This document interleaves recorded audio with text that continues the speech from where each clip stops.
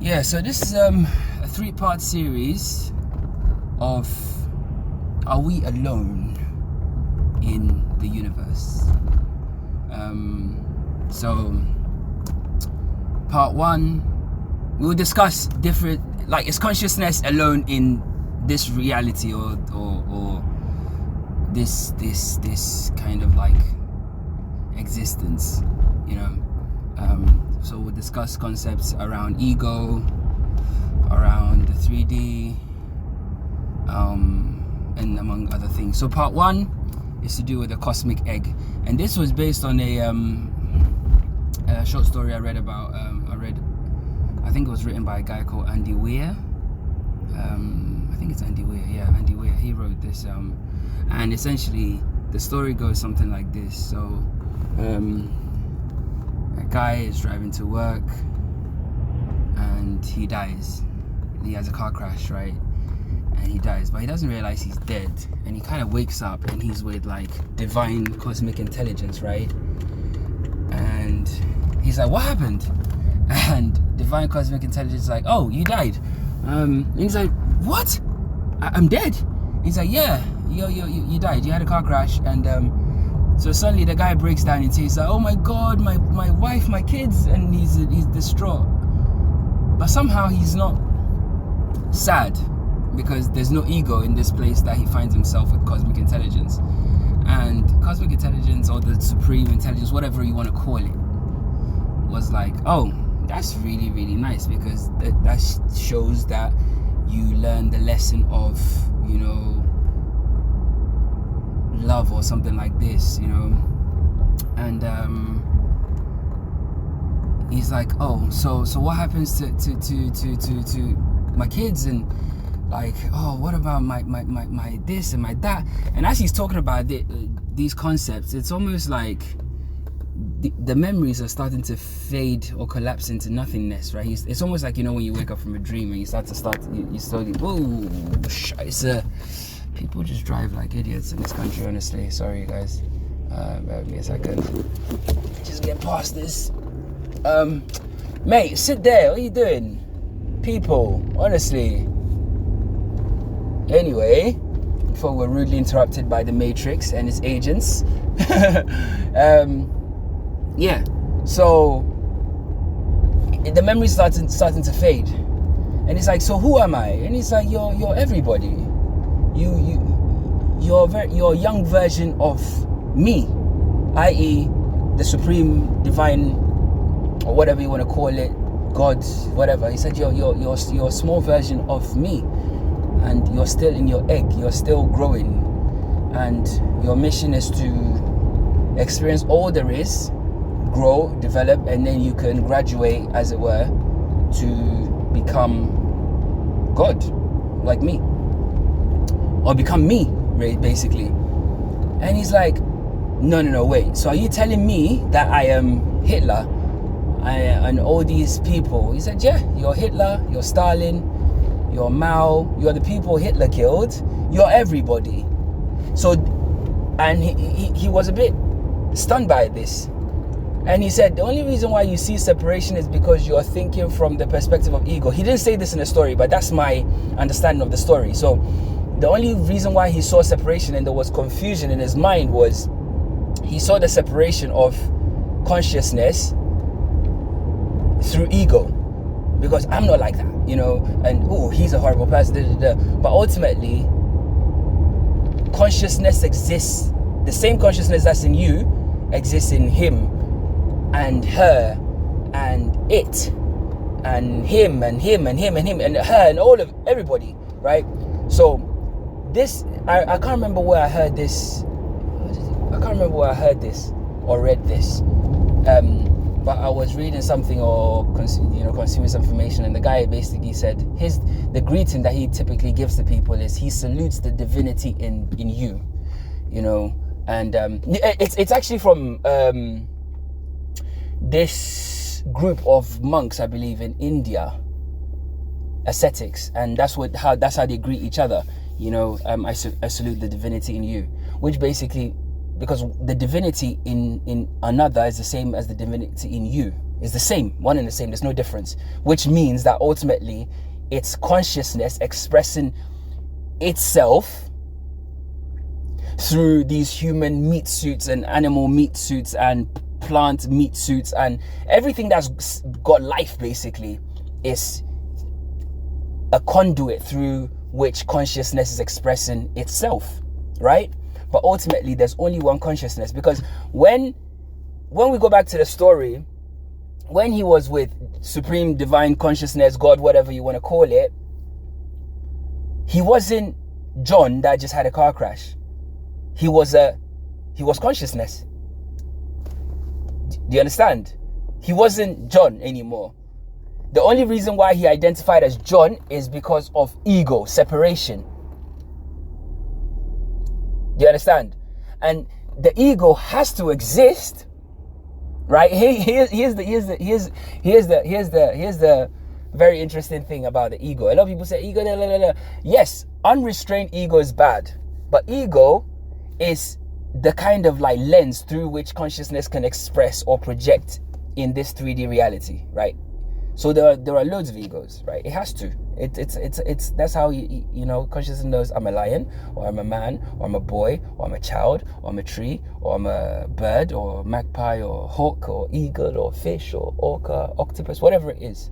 It needs that, for want of a better word, I guess ego is the best word we can use. It needs something to be able to say, right, this is the suit or the patina, you know, as it were, like the mold through which I'm going to express, right? So that's one version of it. So which means that it's just consciousness at different timelines. And going back to the story, there was no time did not exist in this space. So he was like, oh, and I think there was something along the lines of everything being just the present moment. So there was no history past. There was none of that. Because ultimately, how do we in the present moment even know that some of these things that happened in the past happened? We don't know. We're just being told and we're consuming that information as fact, right? But could we realistically bet that it happened? You know, you watch a movie and you see New York City get destroyed, or Washington DC, the White House get blown up, or a ship get torn to pieces by a dragon or whatever it is, right? Or a dragon flying through the sky, right? And it's very realistic, but we know that it's not real. But then what makes you watching a video footage of a war any realer than that? Because if you go back to pure consciousness and you put yourself in the space of pure consciousness expressing itself through you, essentially you've just woken up in this body. And there was a point in your life where you woke up and you realize that you're conscious, right? Or if you're still asleep or still unconscious, that's also fine. But there will be a point where you wake up and realize that, hang on a minute, I am consciousness. Like who is observing? There's something observing my thoughts. You know, who am I speaking to when I'm speaking to myself? You know, what is the voice of intuition? You know, these are like the questions that you ask yourself when you start to realize, okay, perhaps, you know. So with that being said, it can go one of two ways. This is where there's a fork in the road. So option one, think of it as a simulation where consciousness is, so you're in this egg. And we'll go back to the story in a second and I'll conclude. So again, okay, so we'll go back to the story and I'll come back to the fork in the road, which is my theory. So going back to the story, so then he had this conversation. He said, yeah, you're everybody, blah, blah, blah. And you're everybody that's ever existed, and you'll be everybody that will ever exist, because you are consciousness. You know, because whoever John is, Tony, Peter, Michael, whatever, you will die one day. Your physical your physical suit or container will die one day, right? It will expire, and when it expires, the energy within it, because we all know that energy can't be destroyed, right? The energy within it will have to transfer, it will have to go somewhere else, it will have to keep on keeping on, as it were, because it's energy, right? So if you think of it that way, essentially, and going back to the story, so then he was like, okay, so what's going to happen to me now? He said, okay, so now you're going to go back to, I think it was like something like 14th century China, as a peasant girl with a disabled leg or something like that. And he was like, no, but wait, he was trying to like stop the story, and he went back, and that's where the kind of story concludes, right? So without any memories of previous, right, his previous existences or whatever. But sometimes consciousness does retain some of these memories, right? But we'll come to that again anyway. So anyway, he goes back as a peasant girl in 16th century China, 15th century China, disabled, right? So with that life experience, there's also a lesson that he needs to learn, because the ultimate goal is for him to grow, for consciousness to grow by experience and learning. Consciousness knows all there is. It's experienced everything there is. It knows everything there is and everything that will be. It's God. It's the thing. It's the actual basis of everything. And when you listen to like philosophers like Alan Watts, where they say, God, how would you know? If you knew everything there was to know, how would existence be interesting? It wouldn't be. The only way existence will be interesting will be to experience, right? So you would probably then cause yourself to forget everything that only to re-experience it all again as some sort of like infinite drama and a game with yourself, right? So whether it's the egg or consciousness, ultimate supreme consciousness, God itself, basically playing out this drama with its own self for its own entertainment, it's one and the same concept, which means that everybody and everything in existence, right, is the same consciousness, and it's just experiencing itself. So when you get angry at somebody or another person annoys you or whatever, it's you're not in your conscious state, you're in your lower state. Because if you were in your conscious state, you realize that that's me also. That's me there, that's me there, that's me there, that's me there. Because ultimately, the fundamental basis is the I am, isn't it? I am is what consciousness is. It's everything. It's powerful because I am it can't be broken down into fragments. It's I am this, and that's it. Nobody can shift that, or no energy or no entity can shift that. So we come to a fork in the road, and the fork in the road is, it's either we're a mini version of consciousness itself, or we're consciousness itself just experiencing itself, right, in this grand drama, right, or we're in some sort of like learning school. We're like a experiencing school, like we're just here to learn. But then once you go down the second road, where we're here to learn, to grow, this is where sometimes the ego kicks in, and the ego tries to convince us that, okay, well, if we're here to learn and it's school, then potentially we are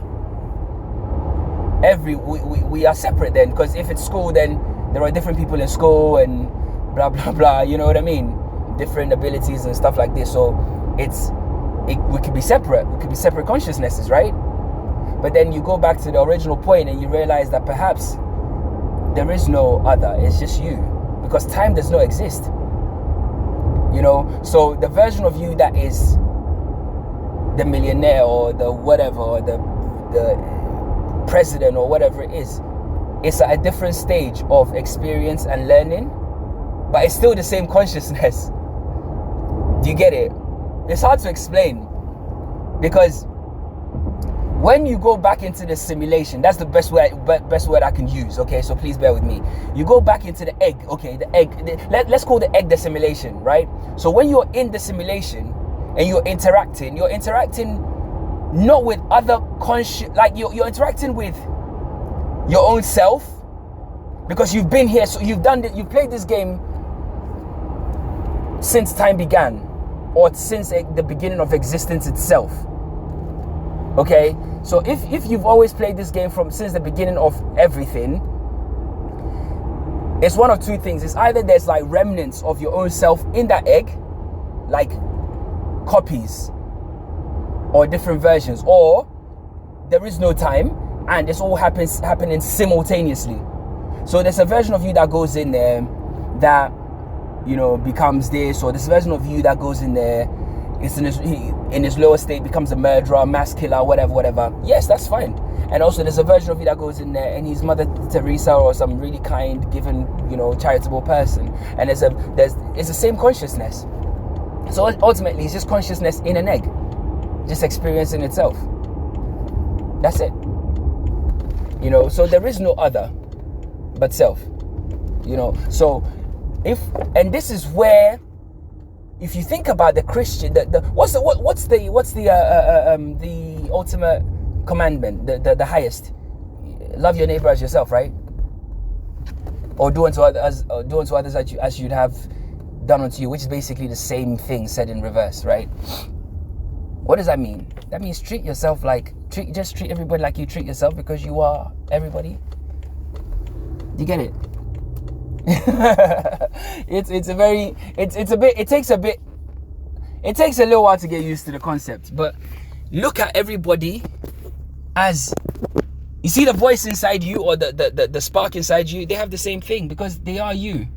You know, yes, ego calls you Amy, ego puts money in your bank account, not ego, but like ego, the suit, it comes with certain things, and you know, like a character in a video game, right? So there's this character and that character and but ultimately you're all the same. You know, anyway, love, light and peace. I'm just, you know, gonna start my day.